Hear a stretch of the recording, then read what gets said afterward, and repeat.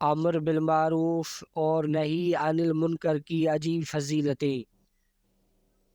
حضرت انس رضی اللہ عنہ فرماتے ہیں کہ حضور اکرم صلی اللہ علیہ وسلم نے فرمایا، کیا میں تمہیں ایسے لوگ نہ بتاؤں جو نہ نبی ہوں گے اور نہ شہید، لیکن ان کو اللہ کے ہاں اتنا اونچا مقام ملے گا کہ قیامت کے دن نبی اور شہید بھی انہیں دیکھ کر خوش ہوں گے، اور وہ نور کے خاص ممبروں پر ہوں گے اور پہچانے جائیں گے۔ صحابہ کرام رضی اللہ عنہم نے پوچھا، یا رسول اللہ صلی اللہ علیہ وسلم وہ کون لوگ ہوں گے؟